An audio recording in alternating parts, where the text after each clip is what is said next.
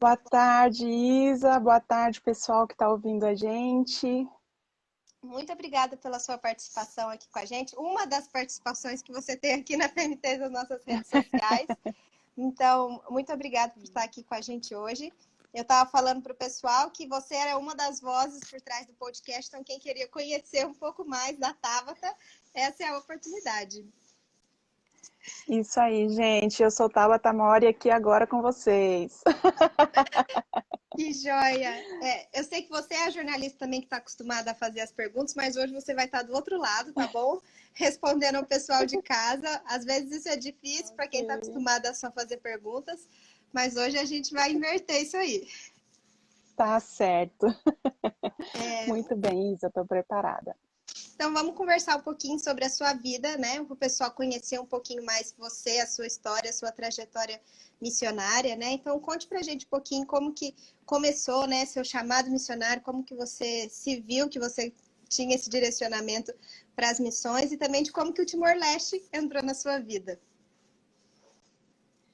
Olha, eu me converti em 2002 e eu acredito que o meu chamado veio junto com a minha conversão, né? Na época tinha uma missionária na igreja onde eu me converti, que inclusive é hoje também missionária da APMT, na Ásia, e isso me motivou muito, né? E no ano seguinte eu já fui para a universidade, lá me envolvi com o Ministério da ABU, comecei a evangelizar na universidade, fazer discipulado, Semana da Esperança, outras coisas assim.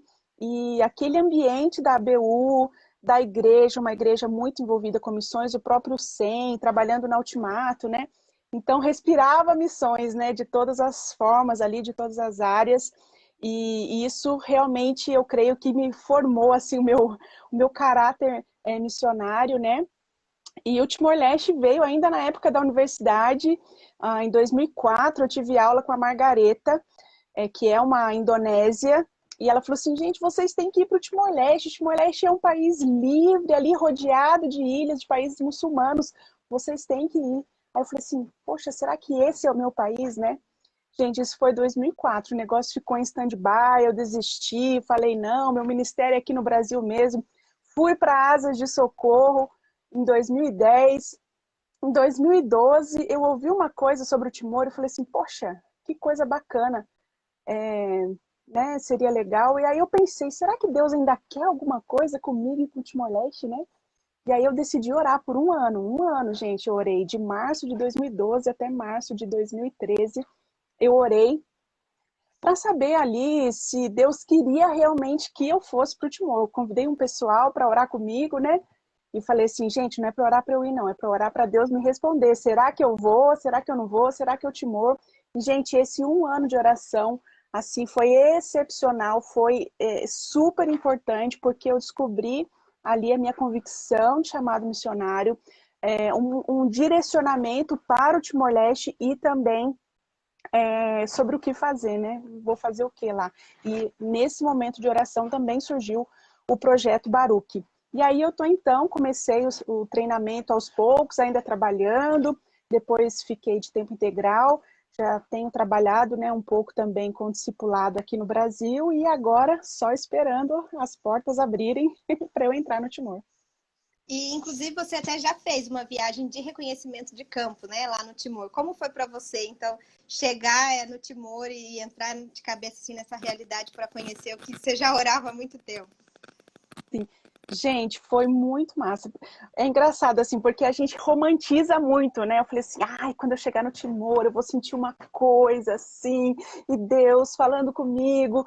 Eu cheguei tão cansada da viagem, aquele calor, aquela coisa, 40 e tantos graus. Aí o pastor Gessé, que é missionário lá no Timor, né, foi me pegar no aeroporto. E aí, Tabata, qual a sua primeira impressão? E aí eu falei assim, poxa, eu não queria que ele perguntasse isso agora, eu tô tão cansada. Mas veio no meu coração assim, Tabata, é aqui, é aqui.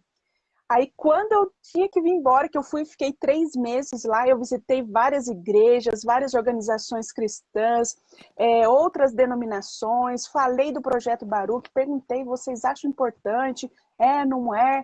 Né? Ouvi o povo também, quais dificuldades vocês acham que eu vou ter? E foi muito bom, porque na hora de voltar, eu falei assim, gente, não tem lógica eu voltar, é aqui o meu lugar, aqui é minha casa. E aí eu tive que voltar para terminar o treinamento, claro, né? Mas, gente, essa viagem foi, assim, um momento de confirmação, mais um, né, de Deus, assim. Então, a minha convicção tá nisso mesmo. Partiu Timor.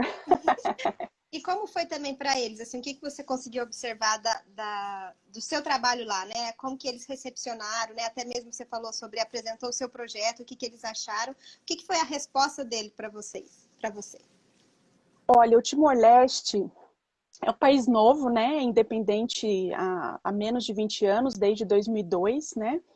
E, mas é um país que valoriza muito a educação. Inclusive, a mulher que estuda o segundo grau ou graduação, vai aumentando o dote dela, porque eles valorizam realmente. Você paga, né, por uma pessoa que paga assim, né? O presente para a família, né? O dote. E então, eles valorizam muito a educação. Então, eles mandam os filhos, às vezes, para casa de parente para poder estudar, porque não tem escola na cidade e vai continuar não sei onde, e se esforça. Os primeiros timorenses que eu conheci foi aqui no Brasil. Eles deixaram suas famílias no Timor por 4, 5 anos, ou o pessoal que ia fazer mestrado, 2, 3 anos, para poder estudar. Então, eles valorizam o conhecimento. E é uma igreja sedenta. Né? A igreja no Timor-Leste é formada por apenas 3% da população timorense, então é uma igreja pequena ainda, né?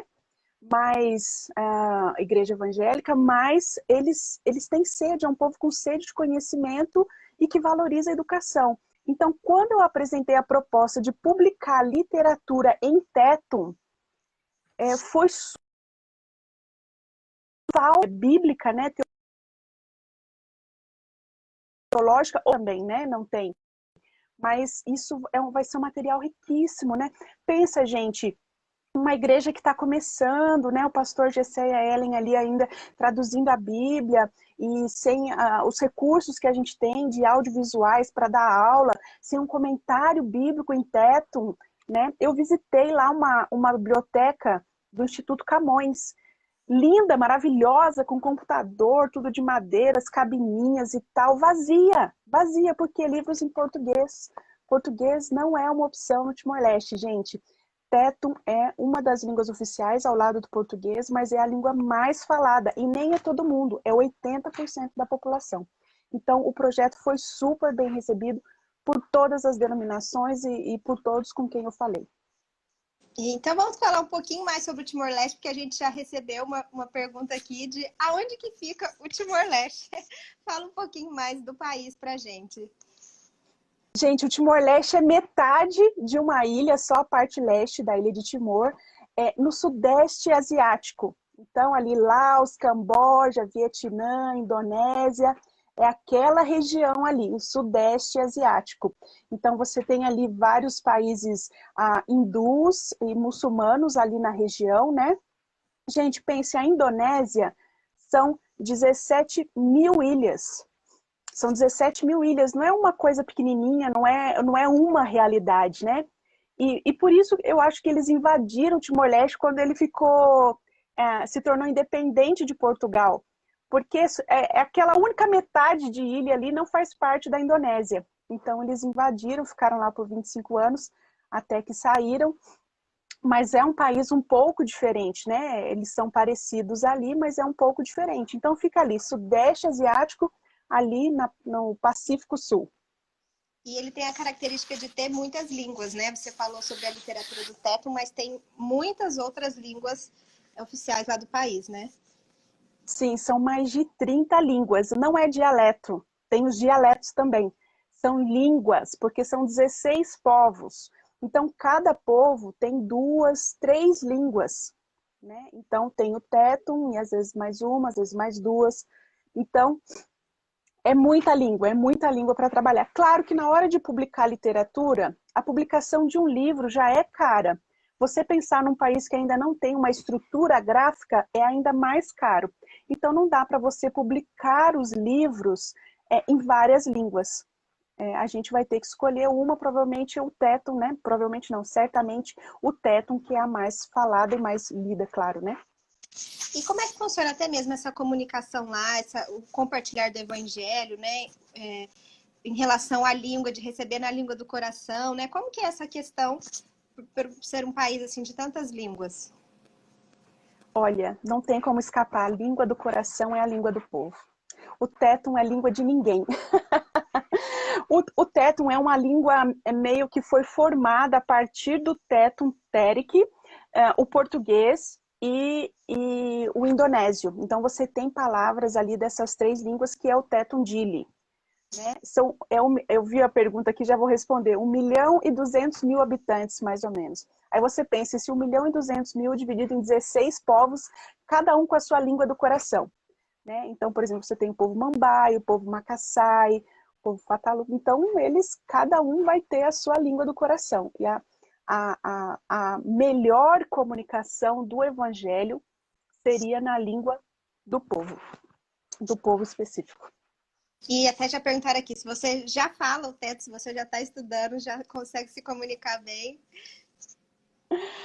Olha, dizem os meus professores que eu estou indo muito bem. Na verdade, eu e a Lia, outra missionária que também vai para o Timor, nós estamos fazendo aula há uns 4 meses com um casal de missionários da Jocum que trabalham no Timor, mas estão no Brasil e também não conseguiram retornar. Então, eles estão abençoando a gente com o tempo ali, com o conhecimento, dando aula de tétum para a gente. A gente avançou um pouquinho aí, já consegue talvez ir na feira e pegar um transporte público, mas o discurso é completamente outro, né? A visão de mundo é outra, então na hora de você escrever um texto, traduzir um livro, fazer uma pregação, é outra coisa, né? A diferença de você conseguir comprar alguma coisa no mercado e pregar o evangelho é muito grande. Então, eu preciso continuar estudando. E mesmo com esse tempo de estudo aqui no Brasil, chegando lá, a gente vai dedicar um tempo para o estudo formal da língua. Até porque ele está ensinando a gente a falar, né, a se comunicar. A gente, para traduzir, vai ter que aprender muito bem a língua escrita. Sim. E fala pra gente um pouco do projeto Baruch, né? A gente recebeu aqui já algumas perguntas sobre isso, de se você vai trabalhar com tradução, se existem outros missionários lá, como que o projeto Baruch vai entrar para abençoar o trabalho que tem sido realizado no Timor-Leste. Ok, então nós temos um casal, né, o GCA Ellen e a filha Rebeca, eles trabalham com tradução da Bíblia. Eu não vou fazer tradução da Bíblia, até o momento, pelo menos, não são esses os planos, né? Eu vou traduzir literatura. Então, comentário bíblico, um livro sobre oração, um livro sobre Jesus, um livro sobre a história da igreja, um livro sobre missões.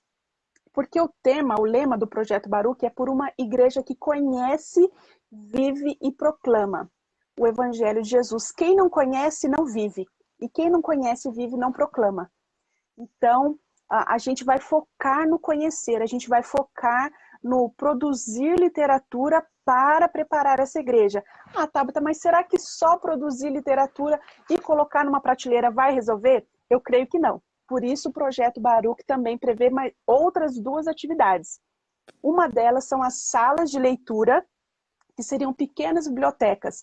Então, a sua igreja tem um espaço para fazer uma sala de leitura, a sua escola tem um espaço para fazer uma sala de leitura, a prefeitura tem um espaço para fazer uma sala de leitura. Nós vamos subsidiar essa sala de leitura, essa pequena biblioteca, por alguns anos, para que eles tenham acesso a essa literatura cristã ali. Então, aí outras pessoas que não são cristãs teriam acesso também a essa literatura. E nós vamos treinar a igreja a partir de grupos de estudo. Então, aquela coisa tipo clube do livro, discussão literária, esse estilo de coisa. Por quê? Fazer o uso da literatura que a gente publica. Porque a gente vai investir tempo, energia, dinheiro para publicar um livro. Então, a gente quer que eles abençoem a igreja timorense. Aí você pergunta para mim, Tabata, então, depois de 10, 20 anos de trabalho, você quer ver uma editora lá no Timor-Leste, linda, maravilhosa, grande, cheia de livros? Não, gente, eu quero ver uma igreja que vive que conhece, que vive, que proclama o evangelho. Eu quero ver uma igreja missionária. Eu quero ver essa igreja alcançando essas ilhas, né, que às vezes a gente não tem acesso. E é muito interessante, né? Porque se a gente for pensar na literatura, o quão que ela é importante para o evangelismo, né? Uma pessoa ter, às vezes, um primeiro contato ali com o evangelho, com uma mensagem, mas também, ou principalmente, de discipulado, né? De crescimento, de amadurecimento, né? Então, numa igreja que está se formando, que está crescendo lá, ter esse suporte de discipulado ali e amadurecimento é uma coisa muito importante mesmo.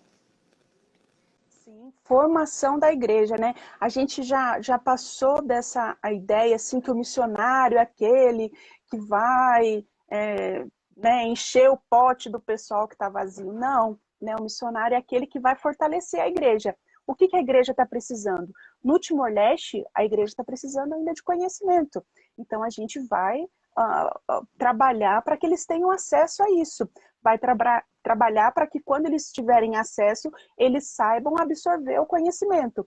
Então, o missionário é aquele que serve a igreja local onde ele vai trabalhar. Então, é isso que a gente faz. Não adianta fazer uma coisa que a igreja não precisa. Se a igreja está na fase de discipulado, de conhecer a Jesus, então a gente vai trabalhar nisso. E da onde que surgiu o nome Baruch, né? Por que Projeto Baruch?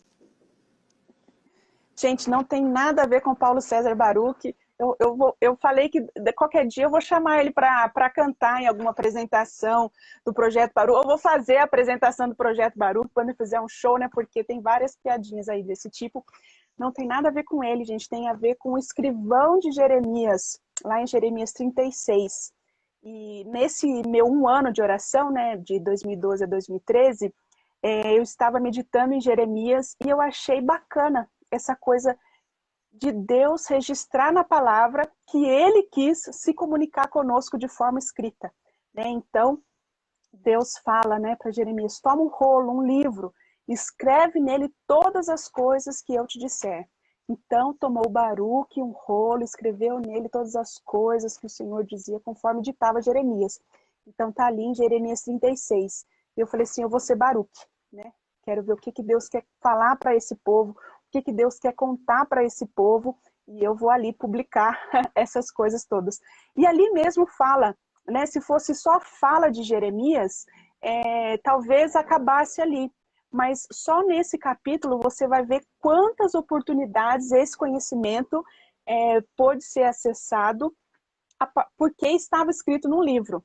Claro, eu brinco, né, que a primeira edição o rei acabou com a primeira edição e Deus mandou Jeremias escrever a segunda edição ampliada, né? Mas pode acontecer também com o livro nosso, né? E aí eu falei assim, poxa, Deus faz isso, a gente tem que ser a semelhança de Deus, né? Vamos nos comunicar de forma escrita também, guardar esse conhecimento, né? Nossa, que legal, muito, muito bacana a ligação e o trabalho que você vai realizar lá. E conta pra gente também um pouco de como é a cultura, né, do timorense, como que é a sociedade lá, para a gente poder conhecer um pouquinho para onde você está indo e quais vão ser as realidades que você vai encontrar lá para poder compartilhar o evangelho. Ok. O Timor-Leste é um país animista, né? O que é animista? Que acredita que as coisas que na nossa cabeça, numa cosmovisão cristã, são inanimadas, né? Sem alma, para eles tem alma. Então a árvore pode ser uma árvore sagrada, tem alma, uma casa, um objeto, a água, né? Então essas coisas têm alma, né? E também eles cultuam os ancestrais. Então, você vai ver aquela coisa que tem em Mulan, sabe? A vovó vindo falar e requerendo dela que ela honre a família e tal. Infelizmente, não é tão bonitinho como é em Mulan, né? Porque, na verdade, tem ali o conselho dos espíritos dos ancestrais e eles têm ali certa autoridade para gerir a vida da comunidade. Eles vivem praticamente ali em aldeias, né, comunidades fechadas.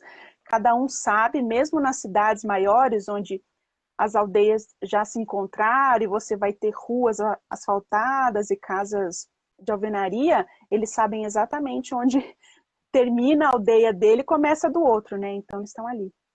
Então, eles cultuam ali, cada aldeia vai ter o seu espaço, né, sua casa sagrada, e o seu espaço de culto aos ancestrais. Tem os feiticeiros fazem sacrifícios de animais, então você tem esse culto. Raramente o ancestral vem trazendo uma boa notícia, a verdade é essa. Normalmente ele vem exigindo alguma coisa, senão um castigo pode vir, ou então alguma coisa ruim acontece e eles acham que é por causa do ancestral e eles vão para o feiticeiro e perguntam o que precisa ser feito. Aí é um frango, é um porco, é uma vaca, conforme for mais difícil, vai ter um nascimento, uma morte, alguma coisa, tem os sacrifícios também. Principalmente, né, a morte uma ocasião importante, onde a pessoa é muito venerada ali e honrada, né, também, mas também para que os sacrifícios são feitos para que seu espírito tenha paz com a comunidade, não é para que ele alcance algum lugar, um tipo de céu, alguma coisa assim. Não, é para que a comunidade ali não sofra, porque agora ele é um espírito e ele pode ter algum poder ali negativo sobre a comunidade. Então, o Dia dos Mortos, né? Eles foram colônia de Portugal, então eles têm um sincretismo grande ali entre catolicismo e animismo e o culto aos ancestrais. Então, eles celebram o Dia dos Mortos e é o principal feriado do ano. Né? Nesse dia tem as passeatas, tem as procissões até o cemitério, você encontra algumas oferendas ali no meio da rua, velas, né? Algumas outras coisas, e então tem essa veneração aos mortos e à morte em si também, né? E esse medo todo que os espíritos possam fazer alguma coisa ruim para eles. Às vezes, você pode ter, até mesmo na igreja evangélica, algum caso de pessoa que continua fazendo os rituais, porque, por exemplo, seu pai morre, uma pessoa bem próxima, você tem que fazer um ritual, você tem que ofertar um animal, ou um ancestral seu, com certeza, pode ser avô, pode ser tio, você tem, então tem essa cobrança da família, e aí você se converte. Se você não faz o ritual, você não participa, você pode ser rechaçado pela família. Então, a família pode negar você como parte da família, né? Inclusive, eu conheci uma moça lá, é uma história muito linda, porque ela foi adotada, assim, digamos, né? Ela já é adulta, mas ela foi adotada por uma família da igreja. Então, até lembro a ocasião que quando chamaram a família tal, aí ela foi junto, que ela era parte daquela família. Ela não fica sem família. A família é uma coisa muito importante para eles, né? Até estudando a língua agora, eu percebo que, por exemplo, tem o nome exato para o irmão mais velho, para a irmã mais velha, para o irmão mais novo, para a irmã mais nova, para o pai, para a mãe, para quem é meu próprio pai, a minha própria mãe, para quem é meu avô. Cada coisa é um nome diferente, né? Uhum. São coisas, por exemplo, que a gente não tem que saber em português, lá você tem que decorar exatamente. E é importante, a sua posição na família é importante, então você tem que saber isso. Então eles são muito familiaristas. Então, por exemplo, na igreja, tem quantos membros? Não são membros, tem quantas famílias? Nossa igreja tem 12 famílias, nossa igreja tem 16 famílias. Enquanto você estava falando aqui, né, contando um pouquinho dessa realidade, a Mônica Ribeiro comentou aqui que é um grande desafio esse do trabalho lá no Timor-Leste. E qual é a estratégia para a evangelização dentro desse contexto, né? Existem alguns pontos de contato, né? Como compartilhar o evangelho dentro desse contexto tão diferente? Olha, lá você não pode fazer evangelismo público, né? Uma outra igreja, pode ser que algum ministério conquiste alguma oportunidade de fazer isso, né?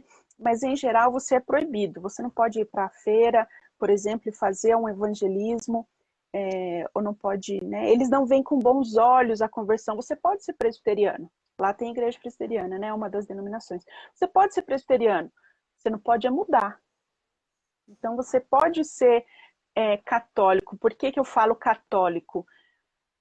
porque quase todo mundo é católico. No período da guerra, os indonésios fizeram o seguinte: ou você é comunista, não, se você for católico, você não é comunista. Então, todo mundo correu se batizar para ter a certidão de batismo em mãos, para quando a polícia indonésia parasse, falasse assim: não, não sou comunista, eu sou católico. Né? Então, e aí continuou, talvez até por um nominalismo mesmo, né? A minha família é católica, eu vou lá também, vou me batizar, mas a verdade é que o sincretismo é muito grande, a gente não pode considerar eles a maioria, né? A maioria, talvez, como cristãos. E aí você tem as oportunidades, na verdade, não muito diferente. Você tem as amizades, né? Então, por isso, preparar a igreja, esses irmãos que tem que evangelizar o seu próprio povo.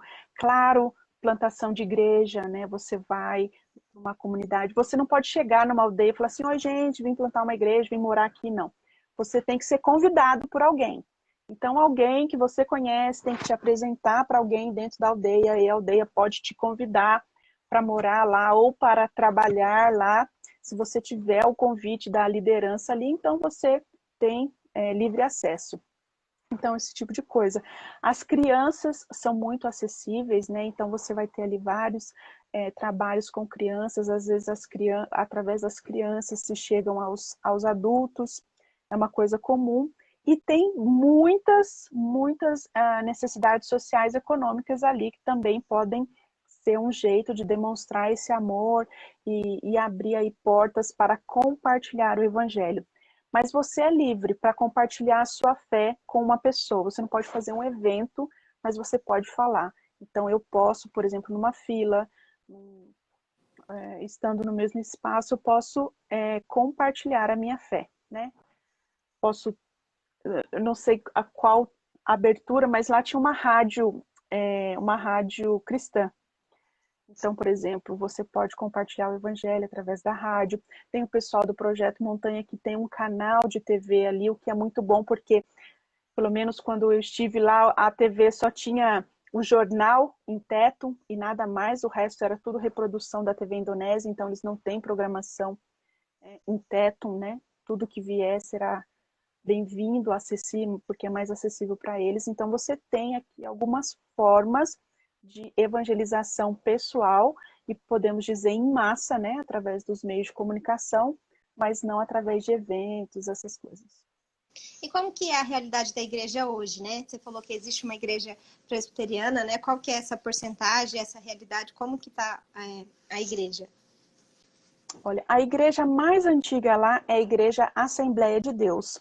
Na verdade, o evangelho chegou lá através de um missionário holandês, porque a Indonésia foi colônia holandesa, né? Então, o missionário que estava lá na Indonésia foi para o Timor. Ele depois foi expulso, na verdade, até chegou aí um outro casal, e eles foram expulsos do Timor, mas ficou ali uma igreja pequena. Depois a Igreja Assembleia de Deus, inclusive do Brasil, chegou lá, né, com esse nome, e aí a igreja se organizou com esse nome de Assembleia de Deus. É a maior igreja, né? Tinha mais de 70 igrejas e congregações no país. A igreja presbiteriana tinha cerca de 21 igrejas e congregações. Então ainda é uma igreja pequena. Você vai ter denominações que você só tem uma igreja, né? Então, por exemplo, a igreja quadrangular, eu creio que só tenha uma igreja. Você vai ter algumas denominações ali da região, que é Vitória Família, Família Cristã, algumas outras ali que são ali da Indonésia, de Singapura. Singapura, né, é um país que normalmente dá um apoio ali para as missões no Timor-Leste. Então você tem essas igrejas, mas são igrejas menores. Que eu posso falar para você que deve estar nos 16 povos, eu creio que somente a Assembleia de Deus, né? Mas a igreja presbiteriana tem crescido, né? Tem crescido, e claro, né? Eles têm ali uma rede que une a maioria das denominações para pensar algumas coisas, mas pelo que eu percebi ali, não é ainda uma igreja que tem consciência missionária, de que eles têm que alcançar o seu próprio povo. E, por exemplo, eu sou do povo Mambai, eu sou responsável por alcançar também o povo Macassai, né? Ou o outro. Então, você tem uma igreja ali que precisa ainda entender um pouco isso, né? Que ela pode dar também, mas é uma igreja pequena, né? Uma igreja pequena. Uma coisa legal, eu não sei se de todas as denominações, mas da igreja presbiteriana, eles têm obreiros nacionais. Então, por exemplo, mesmo que eu vá e trabalhe numa igreja, numa congregação, eu posso até pregar, posso ensinar, posso dar estudo, mas eu estarei ali trabalhando com um obreiro timorense. Mesmo que ele não tenha feito seminário, né, mas ele é um obreiro, alguns são pastores ordenados, né? Então, ele que lidera ali a igreja, e isso é uma coisa muito boa, porque aí o país, né, a comunidade se responsabiliza pela sua igreja, colocando ali obreiros nacionais. Isso é muito bom. Que coisa boa, então, que ela já tem uma liderança ali formada, né? E uma igreja um pouco mais já estruturada ali no país. E Sim. Pelo o que você percebeu, tanto na sua viagem até lá, e o que você vem pesquisando também, né? Sobre o Timor-Leste, o que você acha que é uma barreira, assim, ou uma dificuldade de assimilação do evangelho do timorense, né? O que é algo que precisa mais ser trabalhado, que encontra-se mais dificuldade do evangelho alcançar o timorense? Olha, eu fiz algumas pesquisas, né, para o meu mestrado. Eu fiz mestrado em missiologia e eu fiz todos os trabalhos voltados para o Timor-Leste, né? E eu percebo assim que falta a ideia, ou ainda é pouca a compreensão, melhor assim, é pouca a compreensão de um Deus justo que julga, que ele é bom, ele salva, mas ele julga. Inclusive os que são salvos porque Jesus foi condenado. Essa ideia de que Jesus foi condenado é quase inadmissível para a maioria dos que eu entrevistei. Essa ideia, talvez, de que não dá para se conhecer Deus, porque ele é um espírito, sempre foi espírito, ele nunca foi carne, então assim, não tem essa ideia de Jesus, o Deus encarnado, e nem tem a ideia da Bíblia como uma lei de Deus, né? Por exemplo, muitas pessoas talvez nem saibam que existe uma Bíblia, né? Assim, a gente tem que considerar isso. Muitas pessoas talvez nem saibam que a Bíblia existe. Eu mesmo estive num culto lá, eu falo que no Brasil devia ser assim, né? A hora que o pastor falava o texto bíblico, você não ouvia um pio, um pio. Por quê? Porque eles não tinham Bíblia na mão. Eles só iam ouvir, eles iam ouvir aquilo e aquilo ali era a porção do evangelho que eles iam ouvir na semana. E às vezes o pastor traduzia o texto que ele ia pregar. Por exemplo, vou pregar no Salmo 23. Ele traduzia para a língua do povo o Salmo 23. Você não tinha Salmo 22, você não tinha Salmo 24, você não tinha nada, né? Então, você tem ali essa valorização, né, da palavra.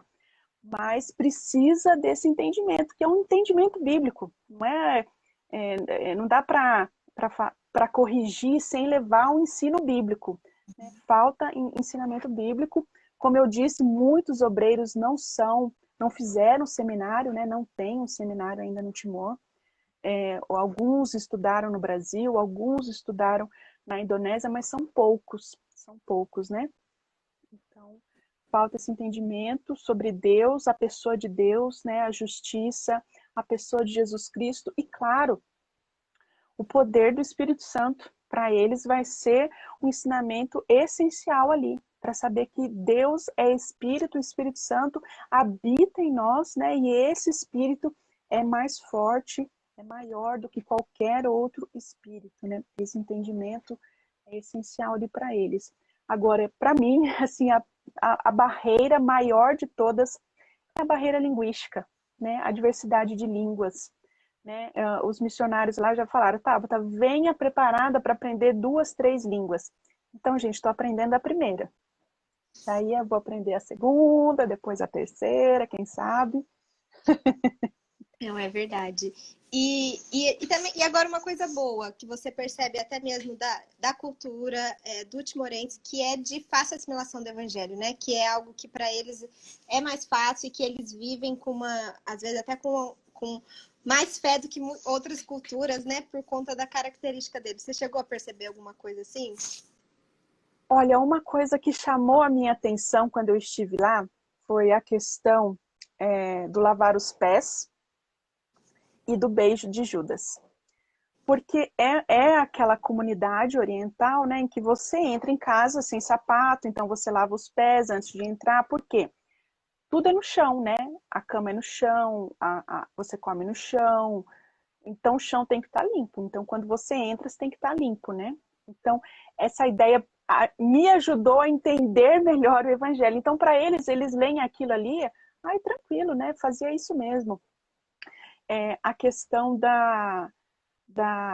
do beijo foi muito, porque a gente brasileira, a gente quer abraçar, a gente quer beijar. Nossa, eu fui embora sem beijar, sem abraçar ninguém, aquela angústia, assim, parecia que não tinha me despedido direito, né? Mas eles, mulher com mulher, não beija, não abraça, e homem só se beija quando for muito amigo. Então, para eles, quando Judas beijou Jesus, provavelmente eles tiveram entendimento daquele absurdo, né? Muito mais do que a gente, porque a gente, todo mundo beija todo mundo, e aí, tudo bem, né? E, e tal. E aí eu percebi isso. E claro, né? O Antigo Testamento, para a gente, é uma cultura longe, distante, né? Mas eles não, eles têm ali 16 povos, cada povo tem o seu líder, a sua liderança, né? Inclusive tem rei, né? Agora tem a democracia, mas você fica meio naquela que ainda tem o rei, ainda tem o, o governador, né? Digamos, o chefe de distrito. Então, às vezes o rei é eleito, né? O chefe. Então tem essas coisas. Mas para eles muito mais fácil de compreender o Antigo Testamento, inclusive a questão dos sacrifícios, né? Para eles, essa ideia do sacrifício é mais tranquila, porque aí você vai falar para eles que Jesus é o sacrifício perfeito, que ele curou todas as feridas, que ele né, lavou todos os pecados, né, que ele é o cumprimento. Então, para eles, né, faz sentido, né? Ele não preciso mais fazer sacrifício, porque até ontem eu fazia, né? E claro, toda a estrutura de casamento, de dote, né? Para eles, a compreensão do Antigo Testamento é muito mais fácil do que para nós. A gente tem que fazer uma assimilação cultural. E para eles não é verdade, mais ou menos assim que a gente vive mesmo. E é muito legal você comentar essas coisas, porque às vezes a gente olha uma cultura assim que é bem exótica, né? Que é bem diferente da gente, e a gente fala, meu Deus, o evangelho não se encaixa ali, né? O pessoal tá ali com os mortos, né? Toda essa cultura animista de muitos espíritos, como que eu vou compartilhar o evangelho? Mas a gente esquece que existem esses pontos de contato, né? Porque foi Deus que criou aquele povo que vai ter algo que vai revelar e que para eles vai ser até mais fácil, que a gente existe dificuldades aqui no Brasil também, que é difícil de transpor barreiras, né? E aí a gente começa a pensar dessa forma mais desmistificada, né? De mais facilidade de alcançar um povo. E acho que vai muito do seu olhar, né? Você quer ver a barreira ou você quer ver a oportunidade? É Porque o verdade. projeto Baruch mesmo foi isso. Eu falei com uma moça que trabalhava, uma colega que trabalhava, conheci até ela no SEM, ela estava trabalhando no Timor. Aí ela falou de um livro que estava na biblioteca e tal. E aí ela falou assim, Tabata, tira uma cópia para você. Eu falei assim, pô, você sabe que eu não tiro cópia de livro, né? Nem na faculdade eu não tirava cópia de livro. Eu não leio livro pirata, né? Brincando assim, mas falando sério. Ela falou assim, então você vai morrer aqui no Timor-Leste. Aqui no Timor-Leste não tem biblioteca, não tem livro, não tem gráfico, não tem editor, não tem nada. Você não vai aguentar ficar aqui. E aí foi aí que eu pensei, né, naquele ano de oração, falei assim, poxa, não tem livro, não tem biblioteca, não tem gráfica, é isso que eu vou fazer, né? Então o desafio virou uma oportunidade. Você tem que olhar ali para o evangelho também não ter pressa, né? Eu acho que, assim, a gente chega, ainda mais agora com a pandemia, que não deixa a gente ir, né? Hoje mesmo eu tava pensando, ai, Senhor, eu tinha que estar lá já, eu queria estar estudando essa questão dos sacrifícios e como que eles entendem, e saber mais sobre essas coisas, para pregar um evangelho, né, que chegue aos corações. E aí você tem que acalmar e falar assim, sem pressa, tá? Para Deus não tem pressa. Deus, a missão é urgente, mas Deus não está apressado com nada. Deus é Senhor do tempo. Então, tem que ter essa calma de entender antes de julgar, no sentido assim, de discernir a cultura e querer pregar o evangelho, né? Porque é mais arriscado você pregar o evangelho a partir de uma coisa errada, a partir de um entendimento errado, e depois ter que consertar, do que se acalmar um pouco, tentar entender aquilo ali, e aí você compartilha. É verdade. E até falando também desse seu tempo de espera para chegar no Timor, né? Você falou desde 2012, né? Que você está em todo esse processo, e ainda agora chegou a pandemia que atrasou ainda mais os seus planos, né? Já era para você estar lá, como você falou, no Timor. Como tem sido para você também esse tempo de espera, né? Esse tempo de preparo, de relacionamento com a igreja, para chegar no tão sonhado campo? Olha, depois do tempo de oração, eu comecei o treinamento, assim, fazendo umas disciplinas do CFM no meio de 2013, né? E terminei em 2015, comecei o curso teológico, aí eu comecei também o mestrado em 2013, aí comecei o curso teológico em 2015, né? E fui fazendo a dissertação e terminei em 2018. Mas a minha ideia era assim, 2018, assim, no máximo tá chegando no Timor, entende? Assim, tanto que a primeira versão lá do meu projeto é 2018 a 2020, né? Aí você vai, 2019 a 2021.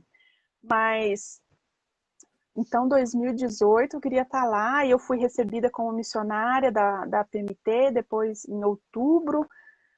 Aí o recurso não dava, eu tinha um recurso, mas eu tinha que chegar no mínimo. Aí eu falei assim, então vamos fazer divulgação, 2019. Gente, eu visitei umas 180 igrejas. Se eu contar umas 30 igrejas novas que eu visitei online no ano passado, porque eu tinha visitado fisicamente umas 150 igrejas. É muita igreja, gente. Se cada igreja me der R$ 100, eu já estou no Timor, entendeu? E eu falei assim, poxa, Deus, estou fazendo alguma coisa errada, né? O que está acontecendo que o recurso não chega, né? Aí eu comecei a orar, falei assim, Deus, o que o Senhor quer? Porque eu não gosto de visitar a igreja com essa ideia de eu vou conseguir um parceiro, um recurso. Eu vou visitar a igreja para a igreja conhecer o Timor. As pessoas não sabem quem é o Timor, quem são os timorenses, onde fica, nunca orou pelo Timor, entende? Não sabe que Deus está lá, né? Mostrando sua glória, aquele povo começou a adorar a Deus. Então, é isso que eu tenho que contar quando eu vou divulgar o projeto Baruch. E é esse o meu pensamento. Então, se eu começo a ficar preocupada com recurso financeiro, eu percebo que não é isso, né? Não estou glorificando a Deus, eu quero fazer outra coisa, eu quero que as pessoas glorifiquem a Deus pelo que ele tem feito lá. E aí eu dei uma parada e depois eu retomei a divulgação e cheguei no mínimo, né, os 75% lá do orçamento de receita que a gente entrega para a PMT. E aí a gente comprou a passagem, eu e Lia compramos a passagem para abril do ano passado. Aí, em março, o Timor-Leste entrou em estado de emergência, ninguém entra, ninguém sai e continua em estado de emergência até hoje. Quer dizer, também é um país que não tem estrutura hospitalar, não tem como lidar com uma pandemia. Eu creio que eles fizeram certo de impedir a entrada de imigrantes, né, o retorno, né, de alguns timorenses, tomar alguns cuidados ali. Então, eu acho que eles fizeram certo, né? Então, é realmente Deus abrir as portas. Mas foi muito difícil. Gente, eu tinha vendido geladeira, eu tinha vendido fogão, eu tinha doado minhas roupas de frio. entende? Eu estava assim, de mala pronta para ir para o Timor, né? E de repente, um mês antes, a viagem é cancelada. Aí eu falei assim, gente, o que que eu vou fazer nesse país, né? Não é nem assim, o que que eu vou fazer? O que eu vou fazer nesse país? Eu não tinha planos para o Brasil, né? Eu não tinha nada. Aí eu comecei. Agora eu estou num apartamento que o meu cunhado alugou para mim, mas assim, eu estava cozinhando na casa da minha mãe, que é minha vizinha, às vezes eu comia lá e virou uma situação muito difícil, assim. E aí, mas Deus me ensinou muito, gente, muito sobre espera, sobre aprender o tempo de Deus, sobre descansar em Deus. Então, às vezes, assim, eu vou ficando ansiosa com a data, né? Eu disse, conversando com uma amiga aí esses dias, né? Eu terminei um outro curso, eu falo, gente, vocês me mandam para o Timor, eu continuo fazendo o curso, só que eu já me formei no outro curso há umas 2 semanas, É e eu por falei causa assim, do agora, o que DOT, que eu vou né? fazer? Tanto esses Por estudos é causa por do causa do DOT, DOT. por causa do DOT. Não sei como que eles... Ah, meu pastor aí, Lélio, ó, aquietai-vos, eu sou Deus. É isso aí, pastor.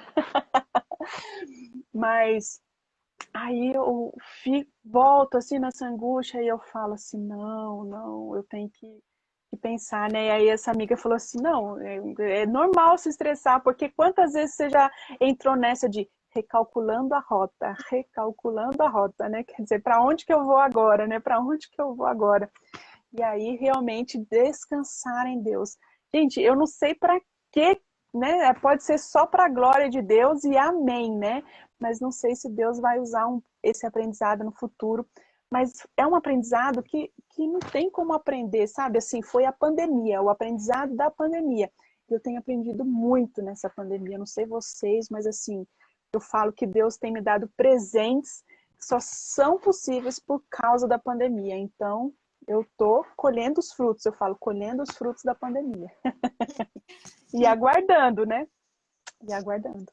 A gente tem conversado aqui também com alguns missionários que estão mais ou menos nessa situação, né? Ou de que vieram e não conseguiram voltar, ou que estavam também levantando recursos para ir, começou a pandemia e tiveram que ficar no Brasil, né? E a gente tem falado bastante sobre as igrejas apoiarem os missionários nesse tempo também, né? Às vezes a igreja ela tem aquela visão de que é missionário quando chega no campo, e aí a gente vai abraçar o missionário quando ele estiver lá, mas tem toda essa fase de preparo, né? Ou de, às vezes, planos que fogem do seu controle, né? E de abraçar o missionário também nesse tempo, né? Tá se preparando, abraça esse vocacionado, né? Tá indo para o campo, já abençoa ele para poder, não só quando chegar no campo, né? Gente, tem alguns parceiros, assim, porque a minha igreja é uma igreja pequena. Eu sou membro, na verdade, de uma igreja em Anápolis, né? Igreja Presbiteriana Antioquia é uma igreja pequena. E a minha igreja não tem condições, por exemplo, de me sustentar no tempo de preparo. Então, assim, algumas igrejas do presbitério me acolheram e realmente foram essenciais, essenciais. Apoiaram, né, a igreja irmã que tinha ali uma missionária indo para o campo. Gente, é muito difícil você começar o treinamento trabalhando. É muito difícil. Se você puder parar e, sei lá, vai para o seminário, vai para o Instituto Bíblico, vai para o CFM. CFM mesmo é aula de manhã e à tarde a cada 15 dias, né? A semana inteira. Então, como que você trabalha, né? Então, assim, apoie mesmo o missionário, né? E eu tenho muito a agradecer aos meus parceiros fiéis, têm estado comigo aí o ano passado, esse ano, graças a Deus, né? Mesmo alguma igreja que fala assim, olha, a gente vai enviar o recurso quando você estiver em campo, eles falam, Tabata, a parceria está firmada, você só avisa a gente a data da viagem, né? Uns 2, 3 meses antes a gente começa a enviar oferta. Então tem sim o pessoal que está fiel ali, pessoas, né? Pessoas, gente, que enviam ali 20, 30, 50 reais. Gente, que bênção, que bênção. Né? Eu fico pensando naquele versículo que Jesus fala quando vocês deram um copo de água, porque eu lembro uma vez uma reunião da Base Ásia e a gente estava no aeroporto de Dubai e a garrafa de água custava 30 reais. 30 reais uma garrafa de água. Eu falei assim, gente, eu não vou comprar essa água, eu vou ficar com sede. Só que era muito tempo, eu tive que comprar água. E aí eu pensei nesses irmãozinhos, entende? Que me dão R$ 30. Eu falei assim, meu, você me deu uma garrafinha de água, obrigada. Deus vai se lembrar disso, porque, né? Ele fala que quem deu a um desses pequeninos, deu a ele. Então ele vai se lembrar. E claro, né? A gente tem aí um pouquinho a diferença do dólar, né, Isa? Que quando eu fiz o orçamento, e mesmo quando eu comprei a passagem, estava R$ 4 o dólar. Né? E aí o dólar chegou a R$ 6, abaixou, graças a Deus, mas ainda está acima de 5, é o dólar turismo, né? Está acima de 5. Então, gente, podem orar por isso, porque eu preciso de novos parceiros aí para chegar no mínimo. Aquele mínimo que eu preciso para ir para o campo. Então, ainda falta um pouquinho. Então, vai que essa live aí já é uma resposta de oração, até porque estão mandando aqui mensagem para você de como podemos contribuir com o seu projeto desde já. Ah, muito bem. Gente, vai ali na PMT mesmo, apmt.org.br/Tabata. Ali você tem minhas cartinhas, você tem o projeto, você tem o link para contribuir. Você vai lá, você vai ter que fazer um cadastro um pouquinho longo ali, com endereço e tudo mais, mas é só uma vez. Depois você põe um e-mail e pode fazer. Se você quiser fazer uma oferta mensal, ser um mantenedor mensal, você pode falar comigo que eu posso pedir para a PMT enviar boletos para vocês, ou você pode ir entrando lá no site também e fazer o seu boleto ou as outras formas ali de contribuição, tá bom? Mas ali, gente, vai ali na página da PMT que tem tudo ali, tem tudo que vocês precisam saber ali. Não, a gente está facilitando bastante ali na página da PMT, viu? Tem Pix, tem débito, tem boleto, tem cartão, tudo para abençoar a vida dos nossos missionários que estão em campo, né? E uma das coisas que a gente sempre conversa aqui na live, que é umas formas imprescindíveis de também abençoar os nossos missionários, é através da oração. A gente sempre guarda um tempo, vou até fixar aqui a página da Tabata, viu, gente? Quem quiser depois acessar aqui a página da PMT ali da Tabata, você vai ter os contatos dela, as redes sociais, as cartas. Então é bom que você vai poder conhecer e acompanhar ela desde já e também quando ela já chegar no Timor-Leste. Então, esteja junto com ela aí nessa parceria, em oração, no sustento, porque é um trabalho muito importante que ela vai estar fazendo no Timor-Leste.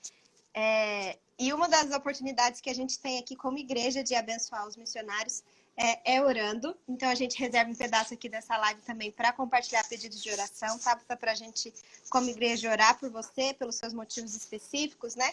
Não só orar de uma forma geral por missões. Então compartilha aqui com a gente também alguns pedidos de oração para a gente poder estar em oração por você.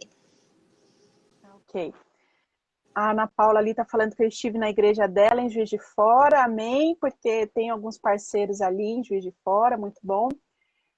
Gente, olha, minha primeira cartinha do ano é sempre a carta de oração do ano. Você guarda aquela carta ali que você pode orar por mim o ano inteiro, são pedidos, né, específicos para os desafios do ano, mas eu quero deixar alguns pedidos aqui. Orem pela abertura do Timor-Leste, né, é o principal motivo de oração. A Indonésia aprovou, a gente sai do Brasil, o nosso voo vai até a Indonésia, e ali na Indonésia a gente pega um voo quase doméstico para o Timor-Leste. Então, a Indonésia aprovou a entrada de imigrantes vacinados com a segunda dose. Então, eu e a Lia já tomamos a primeira dose.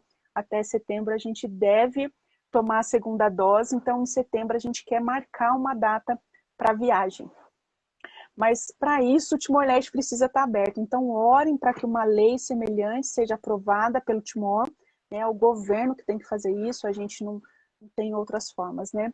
Orem também para que a igreja timorense acolha o projeto Baruch, que Deus vá preparando pessoas, inclusive eu faço questão de trabalhar com timorenses, né? Então que Deus vá preparando timorenses para se juntar ao projeto Baruch, não apenas para serem abençoados por esse projeto, mas para servirem junto comigo nesse projeto. Então orem por isso, orem pela igreja ali no Timor-Leste, né?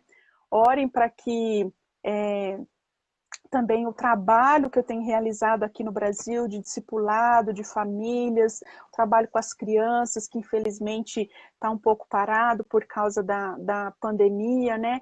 Mas ore para que esse trabalho também aqui no Brasil, gente, é claro, né? Enquanto a gente está aqui, a gente está trabalhando. Então, orem para que esse trabalho dê frutos também, né? Orem agradecendo os nossos parceiros pela fidelidade, pela amizade, pelo companheirismo, gente, porque parceiro é aquele que manda recadinho, que manda oi, que fala oi, orei por você. Gente, eu amo receber essas coisas. Pegue meu WhatsApp, pode ficar me mandando mensagem que eu gosto. E, é claro, orem, né? Orem por mais parceiros para a gente completar aí esse valor mínimo que a gente precisa para trabalhar no Timor-Leste. É um trabalho importante. É um trabalho que exige recurso, tá? Para publicar um livro, pensando que não tem gráfica, nada ali. É claro, a gente tem uma fase aí de estudo da língua, de estudo da cultura, mas é um trabalho, assim, digamos, de alto custo, né? Então, orem por isso, né? Orem para que pessoas e igrejas se juntem a mim aí no Projeto Baruch. Que joia, que seja bênção, então, o seu projeto, Tabata. A gente também aproveita essa live para ser um alavancador aí, quem sabe, de um futuro chamados missionários para o Timor-Leste também, né? As pessoas sempre comentam aqui que escutam a live e elas já ficam confusas para qual país elas vão, de tanto que os missionários convidam e falam das necessidades do país, né? Então, pelo que você também já percebeu do Timor-Leste, e para alguém às vezes que está assistindo essa live, como que essas pessoas poderiam suprir necessidades no Timor-Leste, né? O que seria um perfil do missionário para ir para lá, no sentido de qual área, né? Quem pode trabalhar lá no Timor, o que precisa, para quem sabe desperte alguém que está ouvindo essa live. Gente, primeiro você pode se envolver com o Projeto Baruch. Na verdade, você tem que escrever um projeto seu, né, para a PNT, mas você pode... Eu preciso de gente para trabalhar com o Projeto Baruch. Então, pensa, é uma editora, gente. Eu não tenho como fazer diagramação, a administração, contabilidade, parcerias, levantamento de recursos. Então, precisa de mais gente envolvida no Projeto Baruch. Tradução. Se você tem um inglês muito bom, se você às vezes já morou até em algum país de língua inglesa e você acha que consegue fazer tradução a partir do inglês, porque, gente, a gente tem um tanto de livro assim em português. Em inglês, a gente tem um número muito maior. Claro que eu tenho inglês básico, mas é aquele inglês de aeroporto, aquele inglês de fazer uma apresentação, não é o inglês de uma tradução. Então, eu oro por isso, eu oro por mais pessoas para se envolver com o Projeto Baruch na área de artes, administração, parcerias, tradução, todas as áreas, tá? Então, eu estou contando com algum de vocês. Agora, outras áreas, gente, vocês podem trabalhar também na área de saúde, né, ali na parte de áreas médicas. Eu acho que seria muito bacana ter até uma escola de enfermagem ali, porque você tem que, pensa, na cabeça do timorense, a doença tem uma causa espiritual.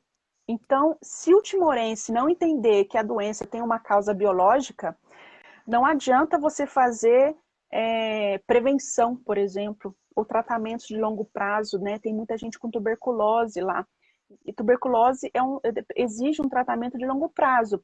Mas aí você tomou um remedinho, fez um sacrifício, o negócio parou, então você não precisa mais, porque passou. Só que aí a tuberculose volta muito forte. Então, treinar também esse pessoal nessa área. Gente, área de agronomia, né? Tem um agrônomo ali, também cristão, trabalhando. Na área de treinamentos em geral, né? Treinamentos na área de educação, mesmo na área de saúde, em outras áreas. E eu falo assim, se você quer prestar algum serviço no Timor, você tem todas as áreas possíveis. Pedreiro, pintor, mecânico, todas as manicure. Você pode fazer de tudo ali no Timor, porque em todo lugar precisa desses profissionais mais específicos, né, com algum treinamento específico para uma determinada área. Então, você pode. Professor, né, de várias áreas da faculdade, né, professor de ensino superior, que pode servir ali na própria universidade do Timor-Leste. Então, gente, se quiserem saber um pouco mais das outras áreas, também façam contato comigo, né? E aqui no direct, no WhatsApp, por e-mail, tá bom? Eu vou pensando alguma coisa específica para sua área também, se eu souber. A gente vai deixar salvo aqui nas redes sociais da PMT todos os contatos da Tabata. Então, se você quer ser um parceiro dela, você pode entrar em contato. Quer levá-la à sua igreja para ela também apresentar esse projeto e divulgar o Timor-Leste na sua igreja, entre em contato com ela também. Para orar por ela, os pedidos vão estar escritos aqui. E quem sabe também Deus te incomodou nessa live e você está despertando vocações aí, converse com ela também, vai que você pode ser uma bênção no Timor. Espaço e oportunidade a gente viu que tem em todas as áreas e tenho certeza de que você vai ser bênção lá também. Tabata, muito obrigada pelo seu tempo aqui na live, muito obrigada por compartilhar a sua trajetória missionária, os seus testemunhos aqui também. Que Deus abençoe demais o seu projeto e a sua ida também para o Timor-Leste, viu? Muito obrigada. Muito obrigada, Isa. Muito obrigada a todos aqui também que ouviram, que vão ouvir a gente depois. E orem por isso, porque a gente está perto, né? Deus já andou muito aí naquilo que diz respeito à abertura ali da região, então falta pouco, né? Que a gente ore ao Senhor, que é Senhor sobre todos os reis da terra, sobre todos os presidentes, para que Ele mova ali os corações. E muito obrigada pelo convite. Deus abençoe vocês também. Pessoal, muito obrigada pela audiência aqui de vocês. E lembrando vocês aqui da nossa novidade da PNT, que é a nova página que a gente criou lá, dedicada às igrejas, com todos os conteúdos da PMT, tudo direcionado num só lugar. Tem o podcast, que é onde a Tabata é nossa voluntária também, lá no podcast. Então, se você ainda não conhece o podcast Missionando, está perdendo lá todos os conteúdos de missões que a gente tem feito lá. Tem materiais que a gente tem produzido para as igrejas. Aproveita que agosto é mês de missões. Se você quer materiais específicos para trabalhar na sua igreja, entra nessa página para você ver tudo que a PMT tem produzido para edificar a sua igreja, tá joia? É apmt.org.br/igreja. Acesse lá e depois vem contar pra gente o que vocês acharam. Gente, uma boa noite e até terça que vem. Um abraço. Um abraço, gente. Até mais.